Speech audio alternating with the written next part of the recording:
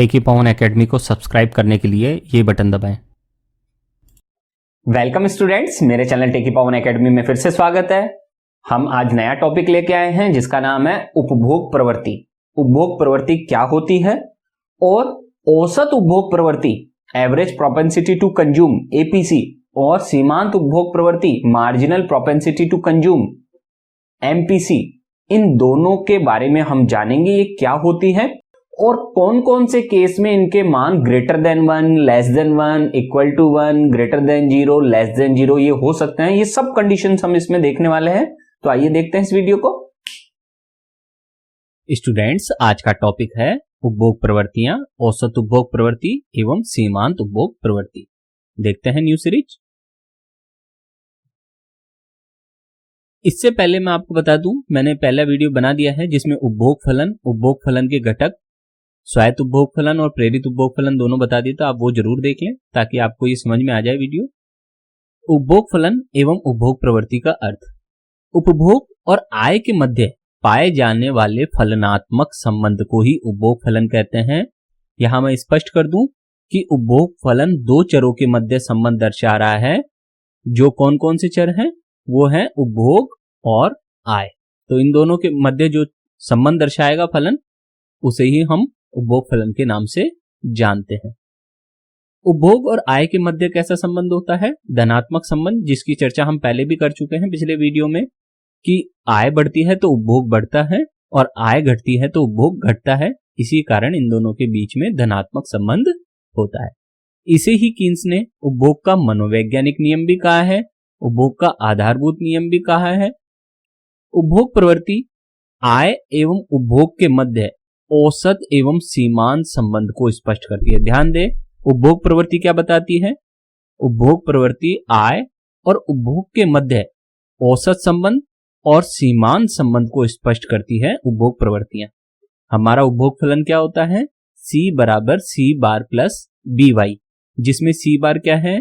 स्वायत्त उपभोग और प्लस BY क्या है? प्रेरित उपभोग। और इन दोनों के योग से क्या बना है हमारा उपभोग फलन। आगे बढ़ते हैं। उपभोग प्रवृत्तियां दो प्रकार की होती हैं, औसत उपभोग प्रवृत्ति और दूसरी होती है सीमांत उपभोग प्रवृत्ति।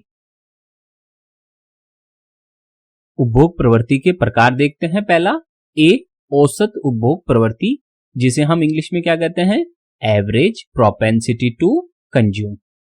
आय का वह भाग, ध्यान दे, आय का, राष्ट्रीय आय का वह भाग जो उपभोग किया जाता है उसे ही औसत उपभोग प्रवृत्ति कहते हैं। अन्य शब्दों में उपभोग एवं आय का अनुपात ही औसत उपभोग प्रवृत्ति कहलाती है। अब इसका सूत्र देखें कैसा बना है। ये देखिए, सूत्र भी इसकी सूत्र से ही आप इसकी डेफिनेशन बना सकते हैं और डेफिनेशन से सूत्र बना सकते हैं। ये क्या कहा हमने डेफिनेशन में अभी? उपभोग एवं आय का अनुपात। तो उपभोग तो हम ये सी लिख देते हैं और आय का अनुपात को हमेशा बटा कहते हैं। ध्यान रखना, अपोन को, इस लाइन को, जो ये बटा वाली लाइन है, इसी को अनुपात कहते हैं। तो उपभोग और आय, तो नीचे हम आय लिखेंगे क्योंकि पहले उपभोग आया है, बाद में आय आई है, इसलिए हम क्या कर रहे हैं? उपभोग और आय का अनुपात ही क्या कहलाती है? एपीसी। इस तरीके से आप ये सूत्र बना सकते हैं कि उपभोग और आय का अनुपात ही एपीसी कहलाती है। ये देखिए, हमारा यहां सूत्र भी है, एपीसी बराबर C अपॉन वाई। C मतलब कंजप्शन, Y मतलब नेशनल इनकम। एपीसी बराबर उपभोग बराबर अपॉन आय हो गया। और एपीसी का ही एक सूत्र और होता है 1 माइनस एपीएस, जहां एपीएस क्या होता है? Average propensity to saving. इसके बारे में हम बाद में चर्चा करेंगे। फिलहाल हम औसत उपभोग प्रवृत्ति पढ़ रहे हैं, तो औसत उपभोग प्रवृत्ति का एक सूत्र ये होता है 1 माइनस एपीएस। अब हम यहां चित्र की तरफ आते हैं। तो ये हमारा y एक्सिस है और ये हमारा x एक्सिस है और ये हमारा उपभोग फलन है। C जो बिंदु दिख रहा है, ये C, ये उपभोग वक्र है जो कि यहां से स्टार्ट हुआ है। मैं इस बिंदु को मान लीजिए नाम दे देता हूं, कोई आप देख लेना इसे। ये मैंने G बिंदु नाम दे दिया, ठीक है। तो O से G तक तो स्वायत्त उपभोग था, फिर यहां से इस कारण ये C वक्र या उपभोग वक्र G बिंदु से स्टार्ट हो रहा है, ठीक है। तो G बिंदु से स्टार्ट हो रहा है, तो ये तो हमारा उपभोग वक्र हो गया। अब मान लीजिए के बिंदु हम ले लेते हैं इस पे, ये हमारा कौन सा बिंदु हो गया, के बिंदु हो गया।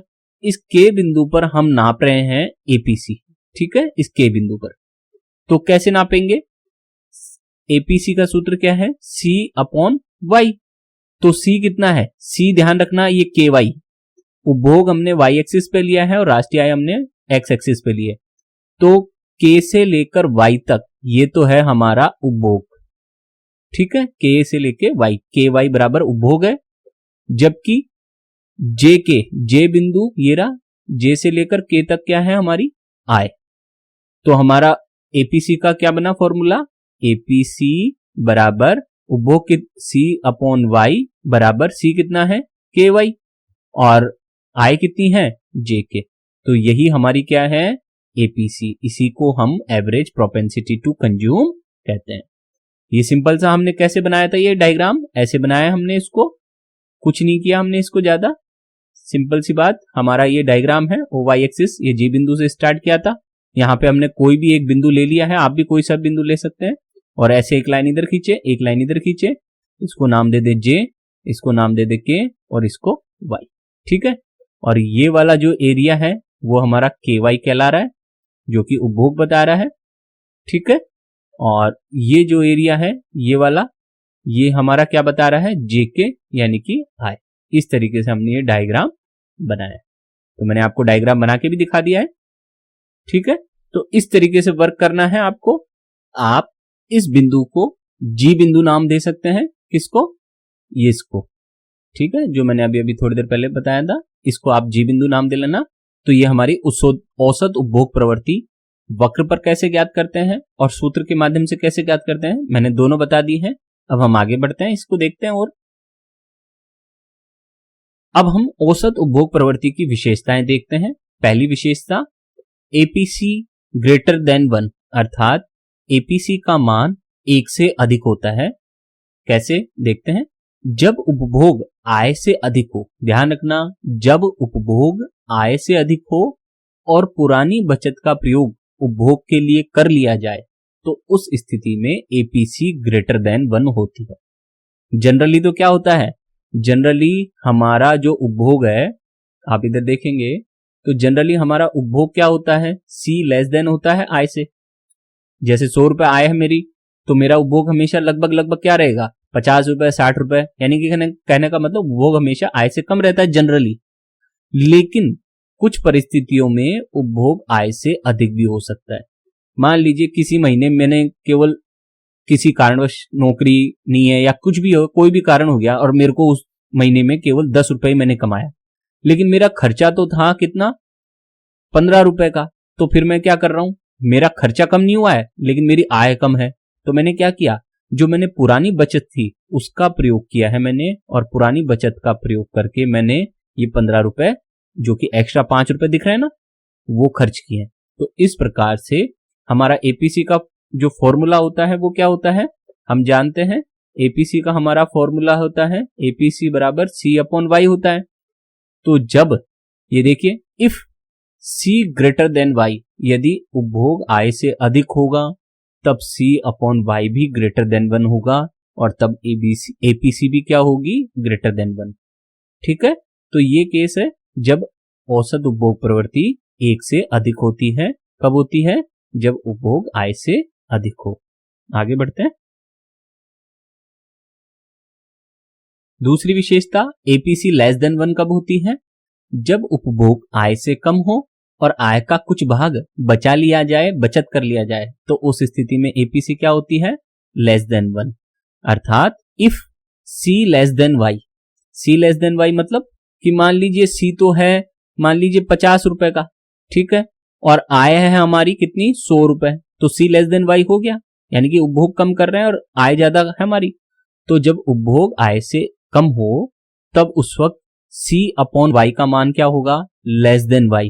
क्यों होगा सी अपॉन वाई का लेस देन मान, क्योंकि मान लीजिए हम सी में भाग देंगे वाई का, मान लीजिए सी यहां है, हमने मान लिया 50, और वाई कितना है, वाई हमने मान लिया 100। तो छोटी संख्या में जब बड़ी संख्या का भाग देंगे तो मान हमेशा क्या आएगा, लेस देन 1। आपको इतनी मैथमेटिक्स सीखनी होगी ताकि आपको ये प्रॉब्लम नहीं आए। जब ऊपर छोटी संख्या हो, नीचे बड़ी संख्या हो और भाग दिया जाए तो मान 1 से कम आता है। ठीक है, तो इस कारण से यहां एपीसी क्या है, लेस देन 1। आगे बढ़े। तीसरा बिंदु है कि एपीसी बराबर 1 कब होगी। एपीसी बराबर 1 कब होगी, जब उपभोग और आय के दोनों बराबर हों। जब उपभोग और आय दोनों एक दूसरे के बराबर हों और बचत क्या हो जाए, शून्य हो जाए, ऐसी स्थिति में एपीसी बराबर 1 होती है। हम जानते हैं कि यदि इफ सी बराबर वाई हो, उपभोग भी 50 हो मान लो और आय भी 50 हो, तो जितनी आय थी उतना उपभोग कर दिया गया, तो बचत क्या होगी फिर, ऑटोमेटिकली शून्य है। क्योंकि हम जानते हैं, क्या जानते हैं हम, कि y बराबर सी प्लस एस होता है। यानी कि मान लीजिए मेरी 100 रुपए इनकम है, तो उसमें से मैं 60 रुपए खर्च कर दिए और मैंने 40 रुपए बचाए, तो 60 और 40 मिलकर भी कितने हुए, 100 रुपए। यानी कि 100 रुपए बराबर 100 रुपए। तो y बराबर सी प्लस एस होता है। अगर किसी कारणवश y और c दोनों बराबर हो जाएंगे, y और c दोनों बराबर हो जाएंगे, तो s उस स्थिति में क्या होगा, 0। क्यों, क्योंकि जब तक s 0 नहीं होगा, जब तक मैं यहां 0 नहीं लिखूंगा, ये y बराबर c नहीं होगा। तो y बराबर c तभी होगा जब यहां s बराबर 0 होगा। ठीक है, तो एपीसी बराबर 1 कब होगी, जब c बराबर y हो या s बराबर 0 हो, तब c अपॉन y का मान 1 आ जाएगा। c अपॉन y का मान 1 क्यों आएगा, क्योंकि मान लीजिए c बराबर 50 है और y बराबर भी कितना है, 50। तो 50 में 50 का भाग दिया तो कितना आया आंसर, 1। इसलिए हमने कहा कि एपीसी बराबर 1 हो सकती है। आगे बढ़ते हैं। नंबर 4, एपीसी ग्रेटर देन 0 कब हो सकती है। क्योंकि जीवन जीने के लिए उपभोग अत्यंत आवश्यक है, इसलिए उपभोग हमेशा धनात्मक होता है, अतः एपीसी ग्रेटर देन 0 होती है। एपीसी क्या धनात्मक होती है, हाँ एपीसी धनात्मक होती है, क्योंकि उपभोग को बंद नहीं किया जा सकता है, इसलिए एपीसी 0 से अधिक होती है। सी नॉट लेस देन 0, अर्थात उपभोग 0 से कम नहीं हो सकता है, नॉट लेस देन 0। और y नॉट लेस देन 0, ऐसी स्थिति में c अपॉन y का मान कितना आएगा, प्लस। जैसे मान लीजिए c, हमारी एपीसी का सूत्र क्या है, एपीसी बराबर हमारा c अपॉन y। मान लीजिए c है 50 और वो आय भी कितनी है, 50, तब तो मान क्या हो गया, 1। तब भी प्लस में आए ना, ये प्लस है। ठीक है, और मान लीजिए c हमारा कुछ और हो जाए, 0 तो हो नहीं सकता, 1 हो जाए, और राष्ट्रीय आय भी मान लीजिए 50 है, तब भी हमारा मान प्लस में ही आएगा मान। तो कहने का मतलब ये एपीसी ग्रेटर देन 0 ही होगी। क्यों, क्योंकि उपभोग को बंद नहीं किया जा सकता है, उपभोग हमेशा धनात्मक रहता है, इसलिए c अपॉन y का मान 0 आएगा। यहां ये बात नोट करने वाली है कि c लेस देन 0 कभी पॉसिबल नहीं है, और y less than equal to 0 ऋणात्मक, राष्ट्रीय आय को भी हम जनरली ऋणात्मक नहीं मानते हैं। ठीक है, क्योंकि प्रोडक्शन होता है या नहीं होता हम ये मान लेते हैं, उसके आधार पर हम इसकी कैलकुलेशन करते हैं। ठीक है, आगे बढ़ते हैं। 5वां पॉइंट है एपीसी नॉट इक्वल टू 0।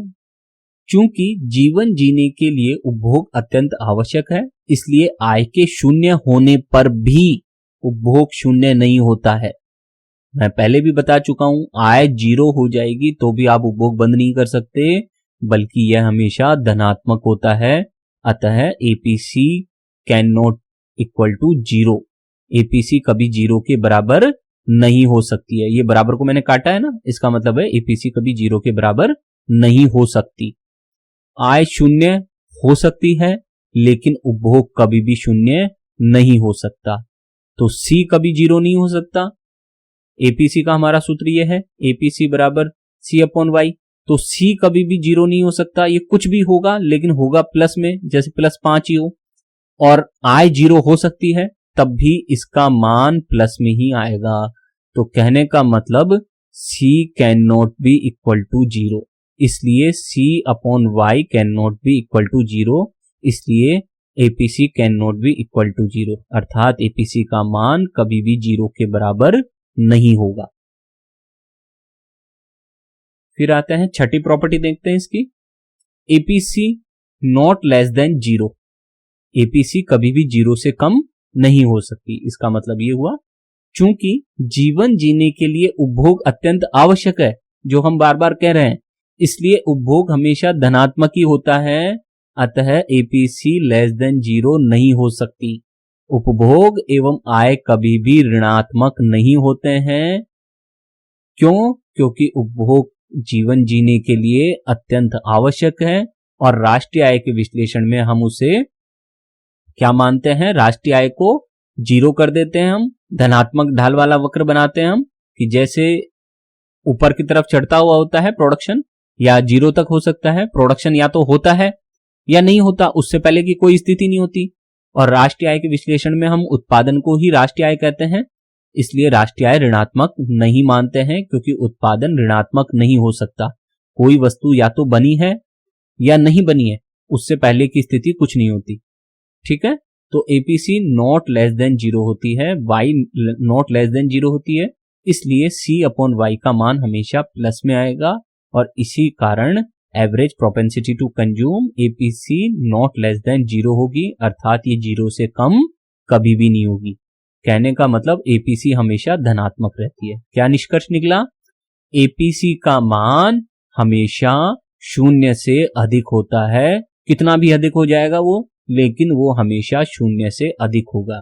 यह शून्य से कितना भी अधिक हो सकता है, कितना भी मतलब 100, 200 कितना भी अधिक हो सकता है, लेकिन एपीसी हमेशा ग्रेटर देन जीरो ही होती है।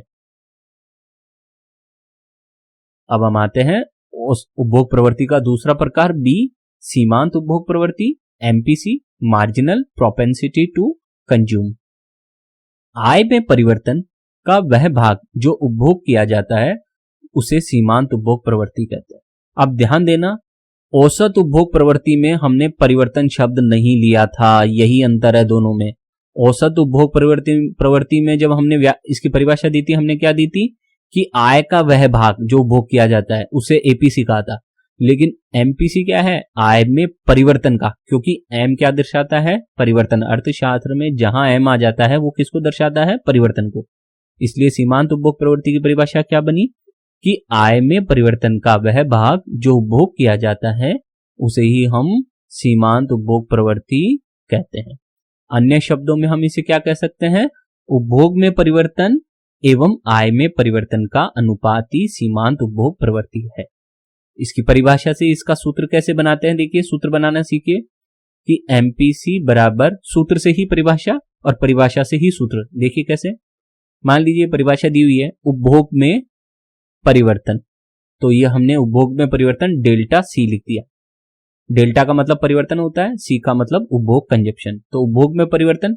फिर आगे क्या कह रहा है, ये आय में परिवर्तन का अनुपात, तो अनुपात का मतलब मैंने क्या बताया था, बटा, तो ये मैंने बटा लगा दिया, और आय में परिवर्तन को हमने ये नीचे लिख दिया। तो देखो ये एमपीसी का सूत्र बन गया ना। तो एमपीसी क्या होती है, उपभोग में परिवर्तन तथा आय में परिवर्तन का अनुपात, ये बटा वाली लाइन, अनुपात ही एमपीसी कहलाता है। तो आप देख सकते हैं ये रहा हमारा एमपीसी का सूत्र, एमपीसी बराबर delta C by delta Y. ठीक है, delta C by delta Y, ये हमारा एमपीसी का सूत्र हो गया। एमपीसी बराबर, हिंदी में क्या बना इसका सूत्र, एमपीसी बराबर उपभोग में परिवर्तन बटा आय में परिवर्तन। ठीक है, ये हमारा इसका एमपीसी का सूत्र बना है। अब हमारा फिर से ये हमारा उपभोग, ये वाई एक्सिस हो गया, ये एक्स एक्सिस हो गया, और ये ध्यान दें ये हमने उपभोग वक्र नहीं लिया है, ये हमारा कौन सा वक्र है, आप तुरंत सोचे देखा। मैं आपको 1 सेकंड देता हूं, आपने अगर पुराना वीडियो देखा है तो आपके मन में अब तक आ चुका होगा ये कौन सा वक्र है। आपने बिल्कुल सही सोचा है, ये उपभोग वक्र है। सही सोचा आपने, ये उपभोग वक्र है। जिन बच्चों ने भी ऐसा सोचा है कि ये उपभोग वक्र है वो सभी गलत हैं, क्योंकि ये उपभोग वक्र नहीं है, ये प्रेरित उपभोग वक्र है। प्रेरित उपभोग वक्र है।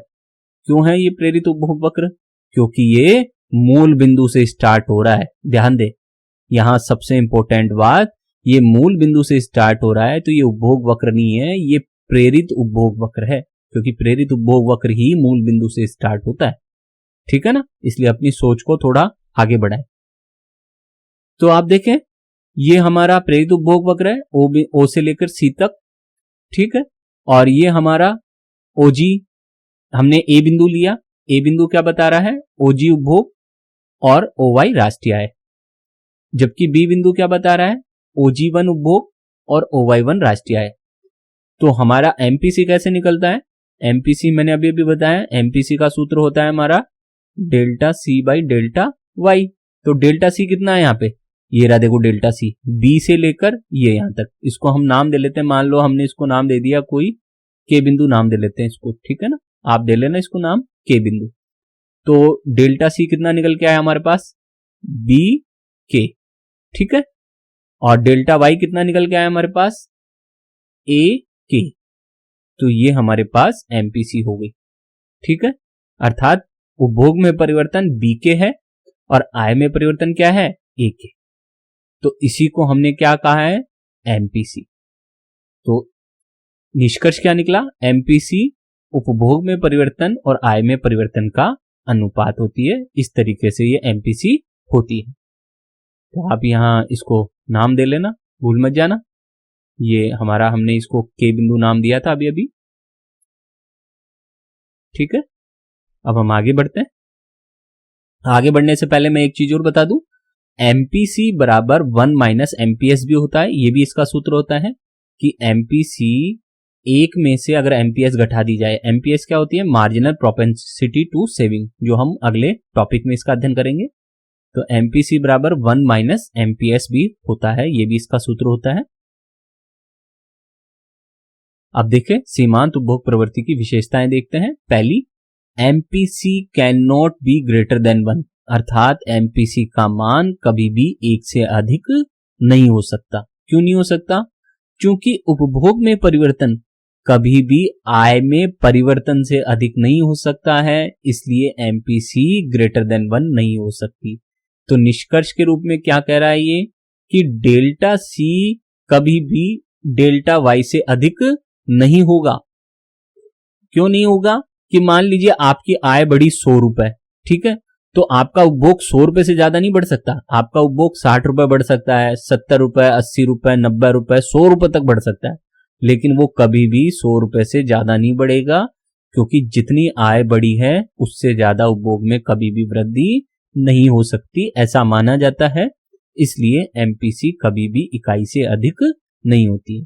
तो डेल्टा सी कभी भी ग्रेटर देन डेल्टा वाई नहीं हो सकता, delta C can not be greater than delta Y, then delta C delta Y can not be greater than 1, अर्थात delta C upon delta Y का मान भी इकाई से अधिक नहीं होगा, और इसलिए एमपीसी कभी भी एक से अधिक नहीं होगी। MPC can not be greater than 1, ठीक है। आगे बढ़ते हैं हम। दूसरी विशेषता एमपीसी लेस देन 1 होती है। जब उपभोग में परिवर्तन डेल्टा सी आय में परिवर्तन डेल्टा वाई से कम होता है, तब एमपीसी क्या होती है, लेस देन 1। जैसे मान लीजिए आय में तो परिवर्तन हुआ कितने का, 100 रुपए का, ठीक है, और उपभोग में परिवर्तन हुआ मान लीजिए 60 रुपए का, तो 60 किससे कम हुआ, 100 से, तो यानी कि delta C less than delta Y हुआ। तो जब delta C less than delta Y हो, जब delta C less than delta Y हो, तब delta C upon delta Y का मान क्या आएगा, लेस देन 1। क्यों आएगा, क्योंकि मैंने कई बार आपको बता दिया है कि मान लीजिए 60 में 100 का भाग देंगे, तो जब ऊपर छोटी संख्या होगी नीचे बड़ी संख्या होगी, तो मान हमेशा क्या आएगा, इकाई से कम। ये चीजें आपको देखनी होंगी, इतनी मैथमेटिक्स आपको करनी ही होगी। इसलिए delta C upon delta Y का मान क्या है, लेस देन 1 है। इसीलिए मार्जिनल प्रोपेंसिटी टू कंज्यूम, सीमांत उपभोग प्रवृत्ति का मान लेस देन 1 होता है। तीसरी विशेषता एमपीसी बराबर 1। जब उपभोग में परिवर्तन डेल्टा सी आय में परिवर्तन डेल्टा वाई के बराबर होता है, तब एमपीसी बराबर 1 होती है। अर्थात मान लीजिए उपभोग आय में 100 रुपए की वृद्धि हुई और उपभोग में भी कितने की वृद्धि हुई, 100 रुपए पे, तो इस स्थिति में क्या होगा कि डेल्टा सी और डेल्टा वाई दोनों क्या हो जाएंगे, बराबर हो जाएंगे। और जब डेल्टा सी और डेल्टा वाई दोनों बराबर होंगे तो उनका मान क्या आएगा, इकाई, क्योंकि एमपीसी का सूत्र क्या होता है, एमपीसी बराबर delta C upon delta Y. और जब दोनों बराबर होंगे तो भाग देंगे तो क्या हो गया, मान लीजिए 100/100 करूं मैं तो आंसर कितना आएगा 1। इसीलिए इस केस में एमपीसी इकाई के बराबर होती है, अर्थात डेल्टा सी जब डेल्टा वाई के बराबर हो then delta C upon delta Y बराबर 1 और एमपीसी बराबर 1 होता है। नंबर 4 है एमपीसी ग्रेटर देन 0 होती है। एमपीसी का मूल्य धनात्मक होता है जब उपभोग में परिवर्तन डेल्टा सी और आय में परिवर्तन डेल्टा वाई एक ही दिशा में होता है, तब एमपीसी ग्रेटर देन 0 होती है। कब होती है एमपीसी ग्रेटर देन 0? जब आय में परिवर्तन और उपभोग में परिवर्तन एक ही दिशा में होते हैं, तब एमपीसी ग्रेटर देन 0 हो सकती है। अर्थात जब आय घटे, ये नीचे का चिन्ह क्या दिखा रहा है, एरो, जो नीचे मैंने एरो बनाया है इसका मतलब क्या है, घटे। जैसे देखिए मैं इधर बता देता हूं आपको कि मान लीजिए जब डेल्टा वाई घटे अर्थात आय में कमी हो तो उसका परिणाम क्या होगा, डेल्टा सी घटे, क्योंकि आय और उपभोग में कैसा संबंध होता है, धनात्मक संबंध। तो आय घटेगी तो उपभोग भी क्या होगा, घटेगा। तो ऐसी स्थिति में delta C upon delta Y का मान क्या आएगा, घटेगा, मतलब कि ये भी माइनस में और बटा ये भी माइनस में, दोनों में कमी हुई ना, तो कमी को हम माइनस से दिखा रहे हैं, माइनस के चिन्ह को हम कमी से दिखा रहे हैं, ठीक है। तो दोनों माइनस माइनस कट जाएंगे और आंसर किस में आ जाएगा, वापस से प्लस में, ठीक है। तो इसीलिए कहा गया है कि जब आय में कमी हो और उपभोग में कमी हो तब दोनों ही delta C upon delta Y करेंगे तो मान delta C upon delta Y का मान क्या आएगा, ग्रेटर देन 0, अर्थात एमपीसी ग्रेटर देन 0 होगी। ऐसे ही इसका उल्टा, जब आय में वृद्धि हो और उपभोग में वृद्धि हो तो आय में वृद्धि को होगी और उपभोग में वृद्धि होगी, तो उस स्थिति में क्या होगा, उस स्थिति में हम मान लीजिए करेंगे delta C upon delta Y, तो डेल्टा सी मान लीजिए प्लस होगा और डेल्टा वाई भी क्या होगा, प्लस। तो दोनों प्लस प्लस राशि को अगर भाग देंगे तो आंसर किस में आएगा, प्लस में, ठीक है। तो इसीलिए जब आय बढ़े, ये एरो ऊपर की तरफ है, इसका मतलब है बढ़े, वृद्धि, डेल्टा वाई में वृद्धि हो और डेल्टा सी में भी वृद्धि हो, तब delta C upon delta Y का मान ग्रेटर देन 0 होगा। और हम जानते हैं delta C upon delta Y क्या होता है, एमपीसी, इसलिए एमपीसी का मान भी ग्रेटर देन 0 होगा इन दोनों ही केस में। इसलिए हमने बताया कि यहां इस केस में एमपीसी 0 हो सकता है, ग्रेटर देन 0 हो सकता है एमपीसी। आगे बढ़ते हैं। अब 5वां पॉइंट, क्या एमपीसी कोई परिस्थिति ऐसी भी है जब 0 हो सकता है? तो देखते हैं कब हो सकता है ऐसा। जब आय में परिवर्तन के बावजूद उपभोग में परिवर्तन शून्य हो, अर्थात उपभोग और आय में किसी बात को लेकर कहीं टकराव हो जाए कि उपभोग में परिवर्तन शून्य हो जाए और आय बढ़ जाए। मान लीजिए मेरी आय बढ़ गई अचानक से, डेल्टा वाई मेरी बढ़ गई, ठीक है, लेकिन मेरा उपभोग जो परिवर्तन था वो शून्य का शून्य ही है। आय मेरी 100 रुपए बढ़ गई लेकिन उपभोग में परिवर्तन मेरा क्या हुआ, 0, मैंने अपना उपभोग नहीं बढ़ाया। तो ऐसी स्थिति में क्या होगा कि delta C upon delta Y बराबर उपभोग में परिवर्तन शून्य है, आय में मेरी वृद्धि हुई 100 रुपए की, तो आंसर कितना आया, 0। 0 में किसी संख्या का भाग देने पर क्या आंसर आता है, 0। तो इसीलिए एमपीसी का मान 0 कब हो सकता है, जब उपभोग में परिवर्तन शून्य हो, तब एमपीसी का मान 0 होता है। ये केसेस हैं, अलग अलग केसेस हैं जिसमें हमने देखा कि कब कौन सी सिचुएशन पॉसिबल है। नंबर 6, एमपीसी क्या लेस देन 0 हो सकती है? नहीं, MPC can not be less than 0, क्योंकि उपभोक्ता अपनी बढ़ी हुई आय या तो खर्च करेगा या नहीं करेगा। दो ही स्थिति हो सकती है कि मेरे को 100 रुपए एक्स्ट्रा मिले तो मैं या तो खर्च कर दूंगा या नहीं करूंगा, इससे पहले की कोई स्थिति नहीं होती है। इसलिए एमपीसी लेस देन 0 नहीं होती है, ठीक है। MPC can not be less than 0। उपभोग में परिवर्तन डेल्टा सी और आय में परिवर्तन डेल्टा वाई एक ही दिशा में होता है, अतः एमपीसी लेस देन 0 नहीं होती है। डेल्टा वाई घटेगा तो डेल्टा सी भी घटेगा, तो delta C upon delta Y का मान ग्रेटर देन 0 आ जाएगा। डेल्टा वाई बढ़ेगा, डेल्टा सी बढ़ेगा, तो delta C upon delta Y का मान भी ग्रेटर देन 0 आ जाएगा। तो कहने का मतलब एमपीसी 0 तो हो सकती है लेकिन 0 से कम नहीं हो सकती। तो ये हमारा निष्कर्ष आ गया है एमपीसी को लेकर कि एमपीसी का मान 0 से, ध्यान दें, 0 से लेकर 1 तक होता है। तो इसी से ये सूत्र भी बनता है 0 less than equal to MPC less than equal to 1 होता है, अर्थात एमपीसी का मान 0 से लेकर 1 तक होता है। यही हमारा निष्कर्ष है। उम्मीद है आपको ये टॉपिक समझ में आया होगा। हमने एमपीसी के सभी केस देख लिए हैं कि कौन कौन से केस में एमपीसी का क्या क्या मूल्य हो सकता है। हमने एमपीसी के अलावा एपीसी का भी देख लिया है कि एपीसी भी अलग अलग परिस्थितियों में एपीसी या औसत उपभोग प्रवृत्ति का मान कितना कितना हो सकता है। इन सब के बारे में हमने डिटेल में अध्ययन कर लिया है। अगर आपको टॉपिक अच्छा लगा हो, आपको कंटेंट अच्छा लगा हो, तो चैनल को जरूर सब्सक्राइब करें। बहुत बहुत धन्यवाद।